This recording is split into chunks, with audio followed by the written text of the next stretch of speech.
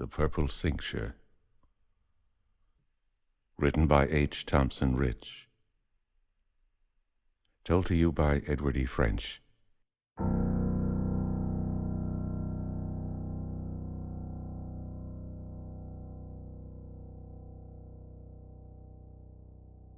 It was a day in midsummer, I remember. I'd been tramping over the densely wooded and desolate hillside the greater part of the morning, getting with each mile farther and farther from the tawdry haunts of man and nearer the rugged heart of nature. Finally, it must have been afternoon time, I paused and made a light lunch of the sandwiches and cold coffee I had brought with me from town, sitting on the edge of a great slab of granite rock, swept clean and smooth by ages of winds and rains and snows. All about me was a veritable garden of great projecting rocks, jagged and broken, flat and polished, needle-like, giant flowers of earth in 1,000 different forms. Here and there a short dwarfed pine or spruce tree struggled for a footing amid its rocky friends, and the resistless undergrowth surged up through every crack and crevice, while energetic mosses and lichens clutched at the granite walls and crept bravely up. One had a feeling of awe, as if in the presence of elemental, eternal forces. Here, I thought, if anywhere, one might commune with the voiceless void. Suddenly my eyes chanced to fall upon a fissure in the rock to the left, and I sprang up with a low exclamation. What I had beheld was to all appearance a human skeleton. Advancing reluctantly, yet with that insistent inquisitiveness which surrounds the dead, I bent and peered into the fissure. As I looked, a cry escaped me. The object I beheld was indeed a skeleton. But what a skeleton! The head, the left hand, and the foot were entirely missing, nor was there any sign of them at first sight. Thoroughly fascinated by the morbid spectacle, I began a search for the missing members, and was finally rewarded by unearthing the head some 20 feet away, where it lay half buried in the soft loam of decayed vegetation and sifted chole. But a painstaking and minute hunt failed to reveal the missing hand and foot. I was successful, however, in finding something immeasurably more important: a manuscript. This I found by the side of the mangled skeleton. It consisted of several pages of closely written material in a small pocket notebook, which fact, in connection with the partial shelter afforded by the crevice where the body lay, doubtless accounts for its preservation through the years that have passed since its owner met his hideous fate. Picking up the notebook with nervous fingers, I opened it and turned the damp and musty pages through, reading it at first hastily, then slower and more carefully, then with a feverish concentration, as the awful significance of the words was riveted into my brain.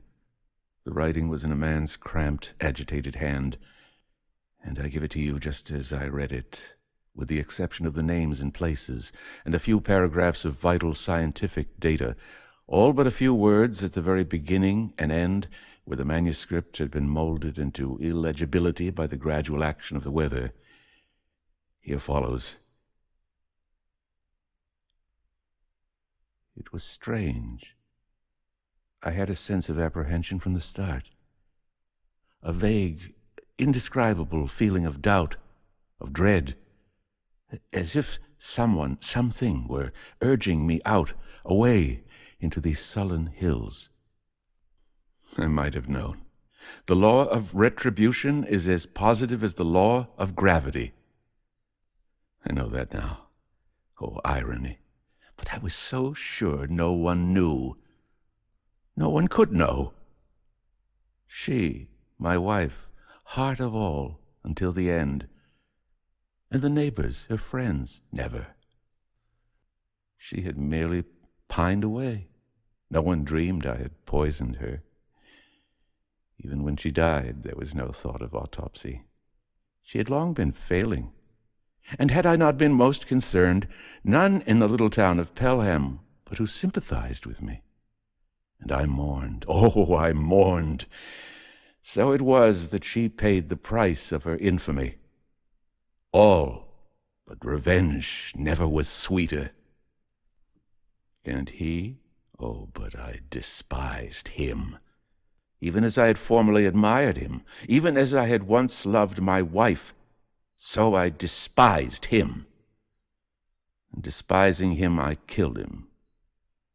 Killed him, but with a poison far more subtle than that I had used to destroy my wife.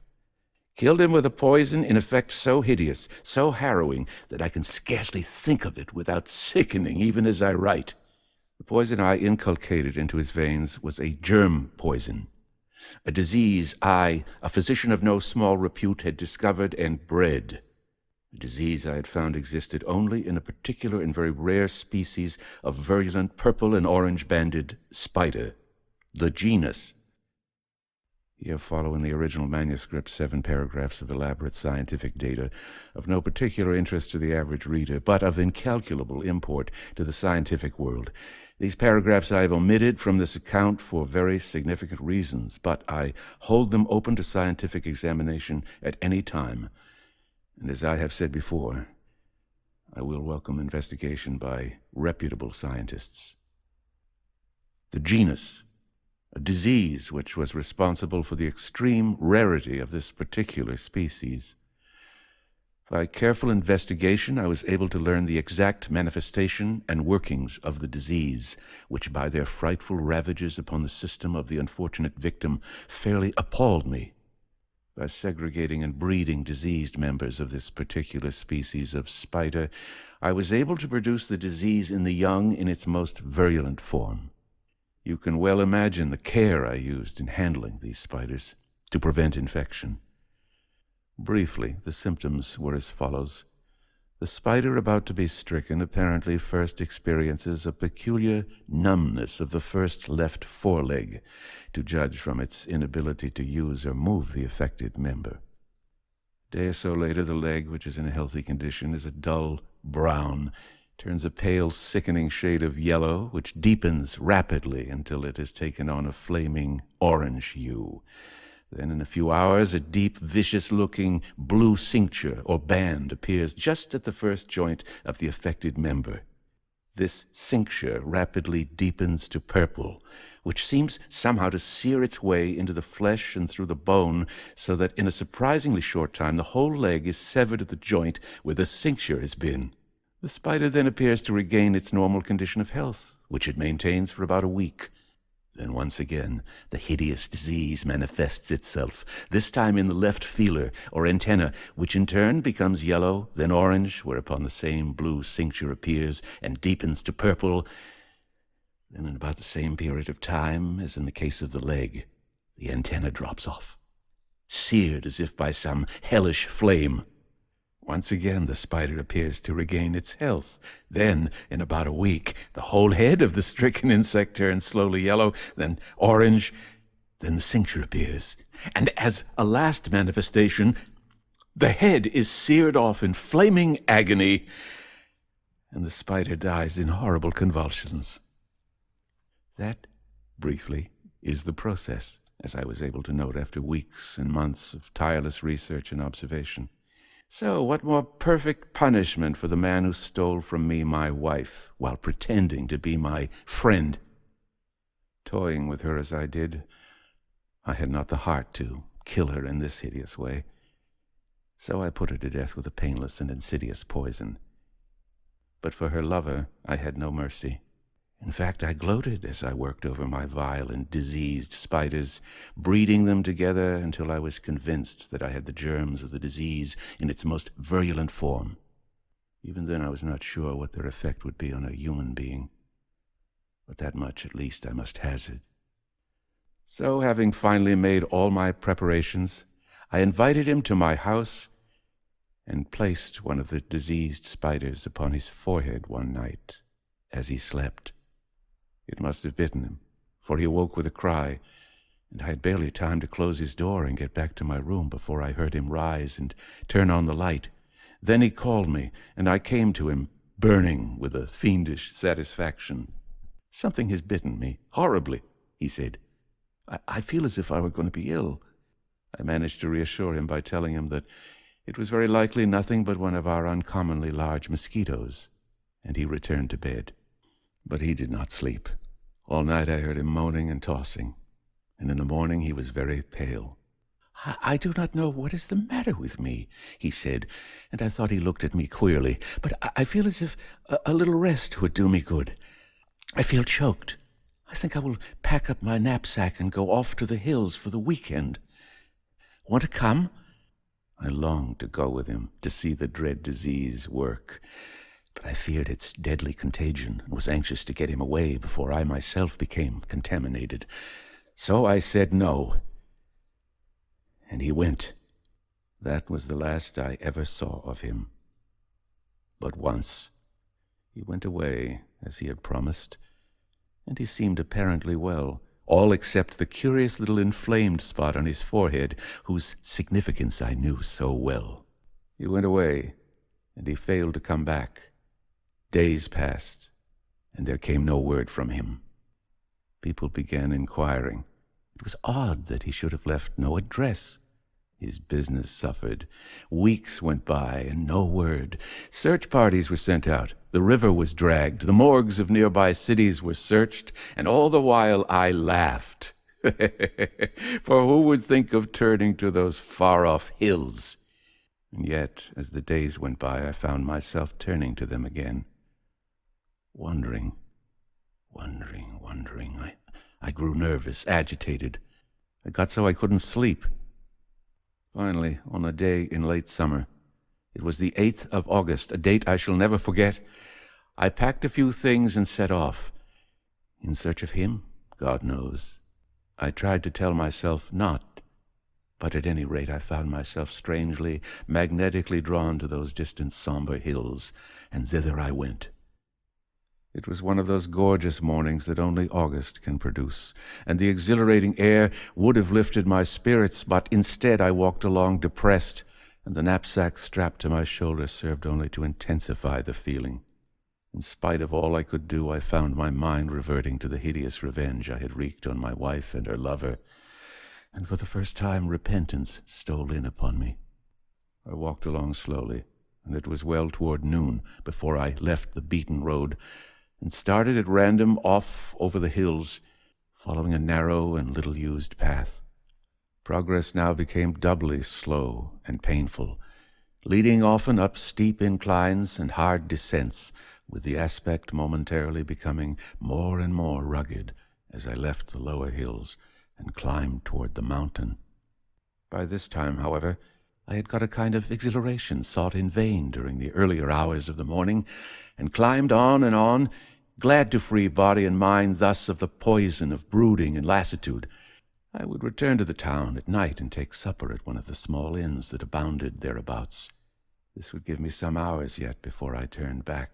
For the time being, the thought of searching for was forgotten. I had freed my mind of him entirely.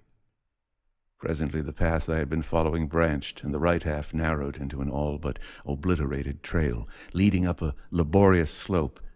Forcing my way over dry, snapping underbrush and under low-hanging spruce boughs, occasionally starting an indignant partridge from its hidden nest, often put to a wide detour to avoid some hazardous gully cut deep by centuries of spring and autumn freshets, I at last emerged upon a small, circular clearing, evidently the work of some lone woodchopper. Here I sat down, tired by the climb, and refreshed myself with a sandwich from my knapsack. Then I pushed on to the summit, pausing frequently to examine some uncommon species of insect life with which the hills abounded. So much was I enjoying myself, and such scant notice of the time did I take, that sunset came upon me unawares, and I found myself, with darkness settling in on all sides with a startling rapidity, still on the summit of the mountain, with a good 3-mile descent before me. Indeed, the prospect was not altogether a cheering one, and I reproached myself for my heedlessness. But I had found a species of spider for which I had searched in vain for months, so, somewhat reassured by its precious body and a pill-box in my pocket, I started down. In spite of my best speed, however, night shut in on me before I had made 1/4 of the return, leaving me to grope the rest of the way in utter darkness, with not even the light of a dim star to go by. Vague fear awoke within me, but I shielded my eyes and stumbled to the bottom, sliding, falling, clutching here and there at some projecting tree limb to check my headlong descent. Finally, torn and disheveled and shaking, I emerged upon the clearing. Pausing only for breath, I plunged on into the dark. Fear was growing. That peculiar fear of the dark, which is the heritage of those who have taken human life. What was that? Something lay gleaming queerly ahead, with a dull phosphorescent glow.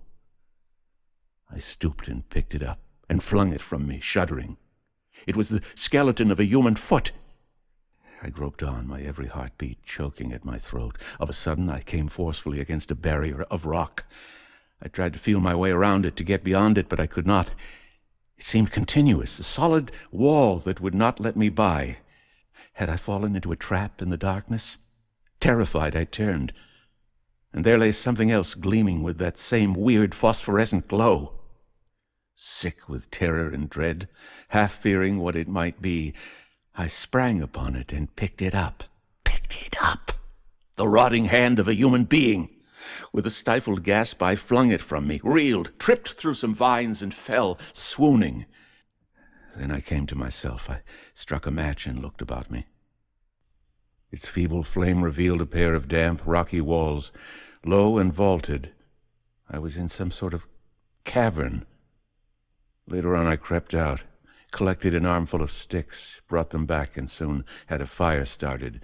By its light I observed that the rear of the cave was still in darkness, and judging that it must extend back indefinitely, I gave my attention to my immediate surroundings. When, with a shock, I saw directly in front of me a granite slab. On it lay several loose sheets of manuscript, scrawled wildly on odd scraps of paper. With a prophetic dread, I bent forward and gathered the loose sheets together. Holding them near the fire, I peered closer. Then I think a cry must have escaped me. The writing was in his hand, curiously scrawled and scraggy, but still recognizable. So fate had brought me to my victim. For the rest, there is little more to say. I am doomed as I deserve, even as he was doomed. His words speak all that can be spoken. They follow. April 4th. I had meant to spend only the weekend in these hills, yet here I am, after 2 weeks, still here, and suffering the pains of hell. What has come over me, I cannot imagine, and yet... Can I not? I'm not so sure. Perhaps he has in some devilish way managed to poison me. He is insanely jealous. He thinks there was something between his wife and me. Verily, I believe he harassed her to death on the subject, and having thus brought her to her grave, he wishes to send me there. Perhaps he will succeed. If it is true that in some fiendish way he has got some of his germs into my blood. That bite at his house that evening, I'm not so sure. It was a most unusual bite. It seemed upon the instant to sour all my blood. And yet if he accomplishes my death, how vain it will be, for as God is my witness, I swear I never harmed his wife. We were the best of friends, nothing more. And she loved him with a wholeness, a passion that any but a man maddened by groundless jealousy must at once have seen. How he has wrecked his life. A mind so brilliant, and yet with her dead, a closed room. However, I may be wrong. I will wait. By the symptoms, I will know. I write this down, for I must do something. April 5th. It's his hellish work. I am sure of it. Today my left leg, which for 2 weeks has felt positively numb, turned a sickening yellow from the ankle down, which began at once to deepen until it now flames orange. Oh, the pain is hellish. Yes, I am sure it is his work. But I will still withhold judgment. April 6th. Today a deep, virulent blue cincture has appeared just at the ankle of the affected leg. What a hellish contrast to the orange. It is, I'm sure now. Oh, what a fiend! April 7th. The cincture has deepened to purple and seems to cut into the very flesh. It seems sometimes as if the pain would drive me mad. April 8th. My flaming foot dropped off tonight, seared at the ankle by the purple cincture, and I flung it outside the cave. I wonder, perhaps I may yet live to return to the world. I will be avenged for this. May 23rd. I am cursed. Cursed. Today, just as I was beginning to believe the hellish thing had left me, it returned, this time in my left hand. Oh, I can see it all. Tomorrow, and the next day, and the next. For just 2 weeks, my hand will be numb. Then will come that frightful yellow, then the orange, then the purple cincture. Curse the man who discovered this hellish disease and turned it into me. I could tear him limb from limb. Oh, I pray to return. I would go now, yet I fear my malady is of a vilely contagious nature. I have not the heart to menace a whole community, perhaps a whole nation, perhaps humanity itself, merely to avenge myself on one man. June 6th. I was right. This morning I awoke with my hand that death yellow. Oh, it is too regular, too certain. Too cruelly certain.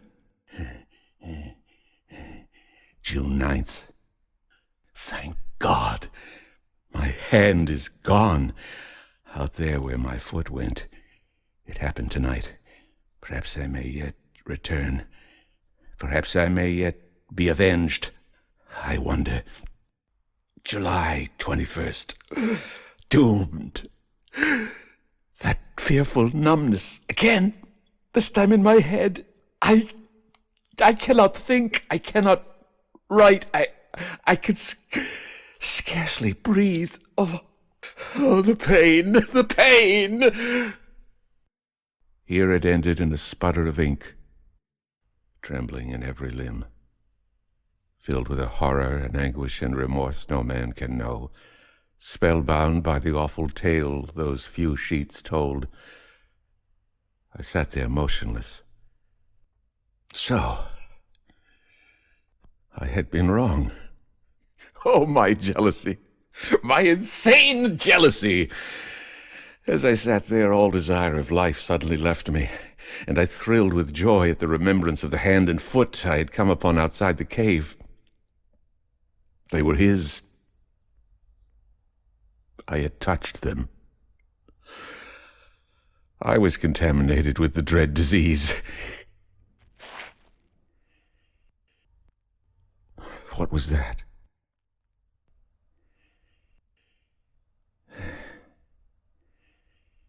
Five minutes passed. 10. 15. I was oblivious of time, but it was not repeated. Slightly I relaxed my aching nerves and tried to think.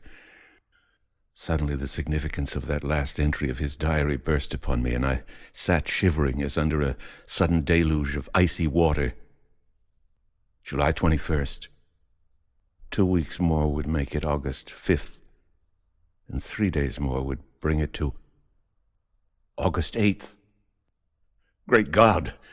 I cried aloud. Tonight is the night! Yes, tonight is the night, echoed a sepulchral voice from the cavern's inner darkness. In an agony of dread I looked, and the blood within me paled to water at the sight that met my gaze.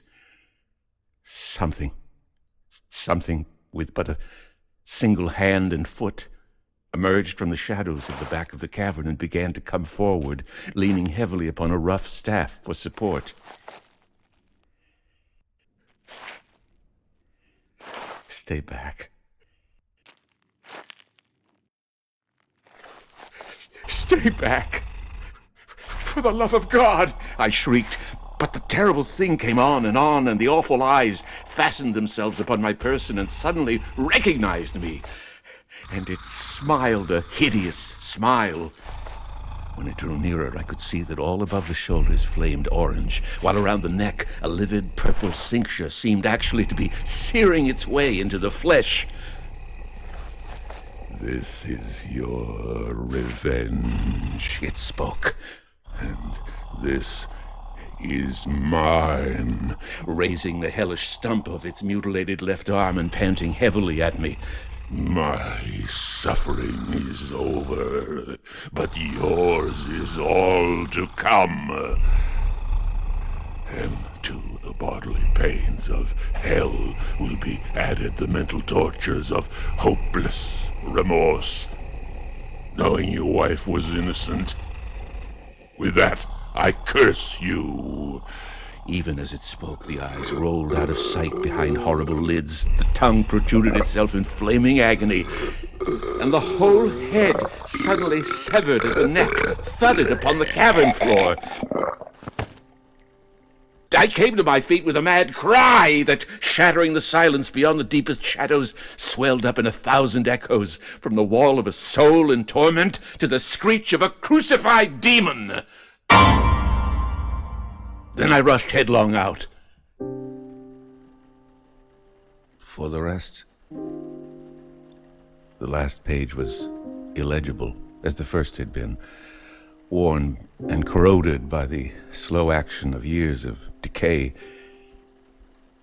I put the notebook slowly in my pocket and sat there, thinking, sickened and awed by the astounding manuscript. Again, I went over to the skeleton there in the fissure. Now I understood why the hand and foot were missing, and why I had found the head many feet from the body. There it lay, mute evidence that the retribution was complete.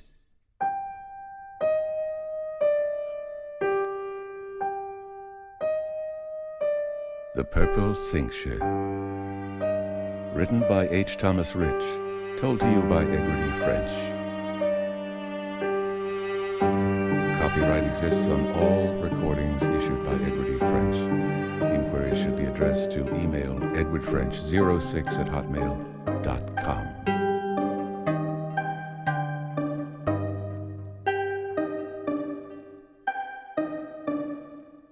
Good night.